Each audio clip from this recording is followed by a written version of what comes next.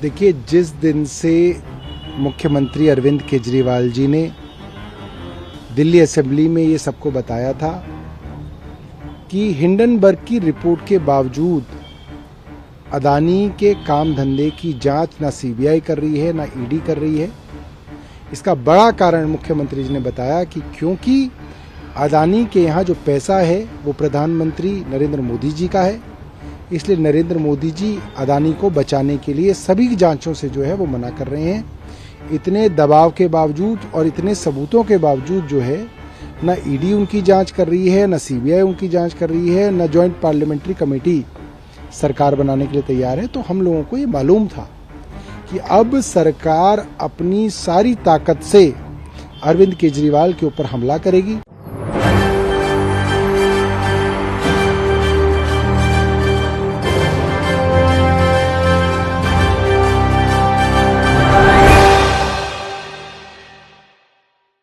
राहुल गांधी की अभी संसद सदस्यता बहाल नहीं हुई है, उसके बिना पर अब यहां अरविंद केजरीवाल को घेरा जा रहा है। मनीष सिसोदिया पहले से ही तिहाड़ जेल में बंद है। सत्येंद्र जैन की भी कब से गिरफ्तारी हो चुकी है। रिहाई को लेकर कोई खबरें सामने नहीं आती हैं, लेकिन इसी बीच अरविंद केजरीवाल पर भी गिरफ्तारी की तलवार मंडराती हुई नजर आ रही है। नमस्कार, मैं नाज़मीन खान और आप देख रहे हैं SPN 9 न्यूज। नई आबकारी नीति को लेकर मनीष सिसोदिया पे कई आरोप लगाए गए। सीबीआई के तहत घंटों पूछताछ की गई, सबूत ना मिलने की वजह से भी फिर भी उन्हें जेल में डाला गया। अब यहां पर अरविंद केजरीवाल पर आरोप लगाया जा रहा है कि साजिश के तहत नई आबकारी नीति को लागू करने के लिए अरविंद केजरीवाल ने किस तरीके से झूठ बोला है, इसको लेकर यहां पर अब ईडी सीबीआई ने समन भेजा है। यहां पर देखा जा रहा है कि अरविंद केजरीवाल को लेकर संजय सिंह भी काफी खुलासे करते हुए नजर आते हैं कि यहां पर मोदी सरकार का भ्रष्टाचार ना खुल जाए, अडानी मुद्दा ना खुल जाए, फर्जी डिग्री मामला ना सामने आ जाए, इसके तहत यहां पर अरविंद केजरीवाल को टारगेट किया जा रहा है। संजय सिंह कहते हैं कि मैंने पहले ही कहा था कि यहां पर अब मनीष सिसोदिया के बाद अरविंद केजरीवाल की गिरफ्तारी होने वाली है।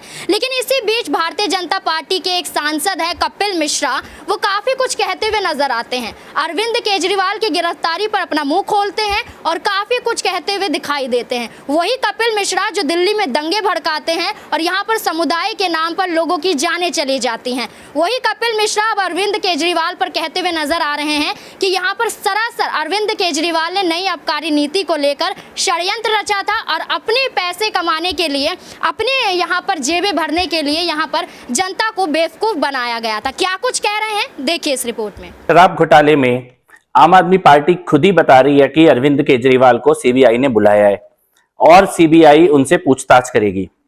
अब इस बात में जितनी भी सच्चाई हो, ये थोड़ी देर में सीबीआई का बयान सामने आ ही जाएगा।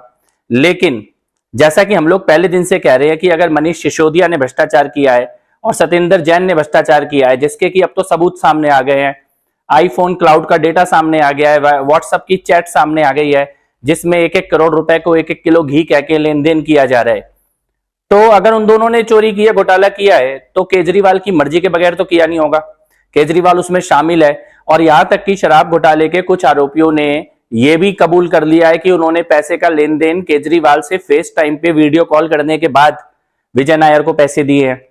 तो जब इतनी बात ऑन रिकॉर्ड आई चुकी है, तो यह केवल एक समय की बात है कि केजरीवाल को कब बुलाया जाएगा और केजरीवाल की गिरफ्तारी कब होगी। तो मुझे यह लगता है कि जिस प्रकार से एक एक करके आम आदमी पार्टी के घोटाले खुल रहे हैं, शराब घोटाला उनमें से केवल पहला घोटाला है और उसमें मनीष और सत्येंद्र दोनों न केवल सरकार की नीतियां बदलने के दोषी हैं, बल्कि हवाला के माध्यम से पैसों का लेन देन के भी दोषी हैं। और ये सारा लेन देन केजरीवाल की जानकारी में हुआ है, केजरीवाल के कहने पे हुआ है, केजरीवाल से वीडियो कॉल करने के बाद हुआ है। तो निश्चित है आज नहीं तो कल सीबीआई उन्हें बुलाएगी भी और क्रॉस एग्जामिनेशन भी होगा और जेल भी जाना पड़ेगा। कपिल मिश्रा साफ तौर पर मनीष सिसोदिया और अरविंद केजरीवाल पर आरोप लगाते हैं कि नई आबकारी नीति को लागू करने के लिए षड्यंत्र और साजिश रची जाती है और जनता को झूठ बहकाया जाता है, एक के बदले एक ऑफर दिए जाते हैं। तो ऐसे में क्या अरविंद केजरीवाल की गिरफ्तारी हो जाएगी? क्या अब ऐसे में अरविंद केजरीवाल की कुर्सी खतरे में आ गई है? इन्हीं सभी सवालों के जवाब पाने के लिए मेरे साथ मौजूद है मेरे सहयोगी ऋतिक। आपका पहले बहुत बहुत धन्यवाद मैम। मेरा पहला सवाल ये है कि अगर मनीष सिसोदिया गिरफ्तार हो चुके हैं तो क्या अब सीबीआई ये अपनी कार्यवाही के तहत अरविंद केजरीवाल पर कई आरोप तय कर पाएगी, और ऐसे आरोप तय हो जाते हैं तो क्या उनकी गिरफ्तारी हो? देखिए, कल 16 अप्रैल है, कल जो है यहाँ पर अरविंद केजरीवाल से पूछताछ होगी। सबसे बड़ा सवाल ये है कि अरविंद केजरीवाल और संजय सिंह ने पहले ही ये दावा कर दिया था कि अब अगला नंबर हम दोनों का है। राहुल गांधी का आपने जिक्र किया था कि राहुल गांधी किस तरीके से जो है संसद की सदस्यता खत्म हो जाती है।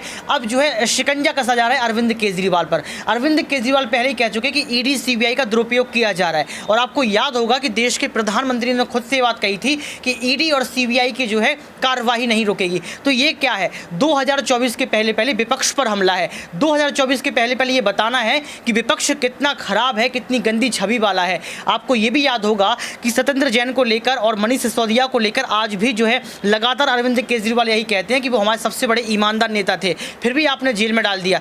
तो मुझे जहां तक लगता है कि अगर यहाँ पर पूछताछ सीबीआई करती है और पूछताछ में अगर अरविंद केजरीवाल उन सवालों के जवाब नहीं देते हैं तो आपको अरविंद केजरीवाल भी आने वाले समय में जेल के अंदर नजर आएंगे। अगर अरविंद केजरीवाल जेल में चले जाते हैं तो इसी से जुड़ा हुआ मेरा अगला सवाल ये है कि क्या आने वाले चुनाव में अरविंद केजरीवाल की कुर्सी भारतीय जनता पार्टी ले लेगी? देखिए, बिल्कुल ये भारतीय जनता पार्टी का ये पहले से ही नुक्सा रहता है। पहले से ही वो कोशिश करते हैं कि यहाँ पर कहीं ना कहीं हर एक राज्य में जो चुनाव जीते हैं, चाहे वो निकाय चुनाव हो, चाहे विधानसभा चुनाव हो, चाहे लोकसभा चुनाव हो। बीजेपी पार्टी अपनी चाणक्य नीति के लिए जानी जाती है।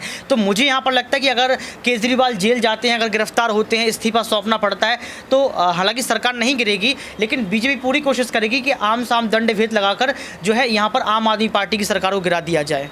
लेकिन इसी बीच आपको ये भी बताते हैं कि जहां कपिल मिश्रा अरविंद केजरीवाल पर आरोप लगा रहे हैं, तो वहीं यहां पर देखा जा रहा है कि आम आदमी पार्टी से सौरभ भारद्वाज इन्हीं आरोपों को खारिज करते हुए काफ़ी कुछ कहते हुए नजर आते हैं। वो यहां पर अडानी मुद्दे को उठाते हुए अरविंद केजरीवाल पर शिकंजा कसने का मोदी सरकार की साजिश को बेनकाब करते हुए देखे जाते हैं। क्या कुछ सौरभ भारद्वाज कह रहे हैं, देखिए इस रिपोर्ट में। देखिए, जिस दिन से मुख्यमंत्री अरविंद केजरीवाल जी ने दिल्ली असेंबली में ये सबको बताया था कि हिंडनबर्ग की रिपोर्ट के बावजूद अदानी के काम धंधे की जांच ना सीबीआई कर रही है ना ईडी कर रही है। इसका बड़ा कारण मुख्यमंत्री जी ने बताया कि क्योंकि अदानी के यहाँ जो पैसा है वो प्रधानमंत्री नरेंद्र मोदी जी का है, इसलिए नरेंद्र मोदी जी अदानी को बचाने के लिए सभी जांचों से जो है वो मना कर रहे हैं। इतने दबाव के बावजूद और इतने सबूतों के बावजूद जो है न ईडी उनकी जांच कर रही है, न सीबीआई उनकी जांच कर रही है, न जॉइंट पार्लियामेंट्री कमेटी सरकार बनाने के लिए तैयार है। तो हम लोगों को ये मालूम था कि अब सरकार अपनी सारी ताकत से अरविंद केजरीवाल के ऊपर हमला करेगी। ईडी, सीबीआई, इनकम टैक्स, जितने रिसोर्सेज केंद्र सरकार के पास हैं, उससे अब वो हमला जो है वो होना तय था। सौरभ भारद्वाज ने अडानी मुद्दा उठाया, तो इसी से जुड़ा हुआ मेरा आखिरी सवाल आपसे ये है कि क्या अरविंद केजरीवाल फर्जी मामला ना खोल दें, जो फर्जी डिग्री का मामला पीएम नरेंद्र मोदी को लेकर चल रहा है। राहुल गांधी के समर्थन में आम आदमी पार्टी अडानी मुद्दे को लेकर जेपीसी की जांच की मांग कर रही है, तो क्या इन मुद्दों को छुपाने के लिए अरविंद केजरीवाल पर शिकंजा कसा जा रहा है? देखिए, अरविंद केजरीवाल अडानी के मुद्दों पर पहले ही बोल चुके कि जो अडानी का है वो मोदी का है, यानी कि मोदी जी ने अडानी को जो दिया है वो अडानी का नहीं है, वो देश के प्रधानमंत्री नरेंद्र मोदी का है। यानी कि अरविंद केजरीवाल ने कई सारे दावे ठोके हैं। वहीं संजय सिंह ने कहा है कि पाताल से लेकर आसमान तक सब कुछ अडानी को दे दिया, सब कुछ यानी कि जनता की चीजें अडानी को दे दी। तो मुझे जहां तक लगता है कि अडानी का मुद्दा राहुल गांधी ने उठाया था, सो राहुल गांधी आज भोग रहे हैं, और अगर यहां पर अडानी का मुद्दा अरविंद केजरीवाल बार बार उठा रहे हैं तो जहां तक है यहां पर अरविंद केजरीवाल शायद जेल तक जो है आपको नजर आ सकते हैं। लेकिन बड़ी बात यह कि सच कभी छुपता नहीं है। अगर केजरीवाल ने गलती नहीं की होगी तो कल ही दूध का दूध पानी का पानी हो जाएगा। जी बिल्कुल, यहाँ पर संजय सिंह ने खुलासा किया था कि 16 अप्रैल को यहाँ पर अरविंद केजरीवाल को लेकर फैसला सुनाया जाएगा, उनकी गिरफ्तारी हो सकती है। तो यहाँ पर काफ़ी मामले खुलते हुए नजर आते हैं। सर, आपका पहले बहुत बहुत शुक्रिया हमसे जुड़ने के लिए। लेकिन इसी बीच आपको बता दें कि जहाँ पर ये सारा मसला खुलता हुआ नजर आ रहा है कि अरविंद केजरीवाल की गिरफ्तारी हो सकती है, और मनीष सिसोदिया के बाद अगला नंबर अरविंद केजरीवाल का है, और आने वाले चुनाव को देखते हुए अरविंद केजरीवाल की सरकार को गिराने के लिए भारतीय जनता पार्टी काफ़ी कुछ करती हुई नजर आ रही है। इन तमाम मुद्दों पर खुलासा करते हुए और अपना बचाव करते हुए क्या कुछ अरविंद केजरीवाल कहते हुए नजर आ रहे हैं, देखिए इस रिपोर्ट में। भारतीय जनता पार्टी चिल्ला चिल्ला के कह रही है कि दिल्ली में कोई शराब घोटाला हो गया। और देश की जो भी सबसे बड़ी से बड़ी जांच एजेंसियां हैं वो अपना सारा काम धंधा छोड़ के इस शराब घोटाले की जांच में लगी हुई हैं। तो मैं समझता हूं कि उनको अब तक तो शराब घोटाले के सब कुछ मिल ही गया होगा, सारा पैसा भी मिल गया होगा, सब कुछ मिल गया होगा। तो पहले 2-3 मिनट में इसी पे चर्चा करना चाहूँगा कि शराब घोटाले में जांच एजेंसियां कैसी जांच कर रही है, क्या मिला अभी तक। इसमें मनीष सिसोदिया जी जो कि फाइनेंस मिनिस्टर थे, डिप्टी चीफ मिनिस्टर थे, उनके ऊपर सबसे बड़ा आरोप ईडी ने और सीबीआई ने लगाया है कि मनीष सिसोदिया जी ने अपने 14 फोन तोड़ दिए। तो इन्होंने सबूत खत्म करने की कोशिश की।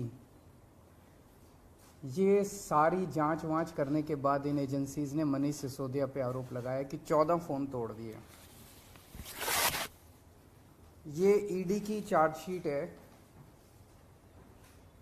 ईडी का डॉक्यूमेंट है ये, जिसमें इन्होंने ये 14 फोन का IMEI नंबर लिखा हुआ है कि ये वो 14 फोन है जो मनीष सिसोदिया के थे और जो मनीष सिसोदिया ने इन फोनों को डिस्ट्रक्ट कर दिया। ये ईडी के डॉक्यूमेंट में है। इसी के बाद ईडी की सीजर मेमो है।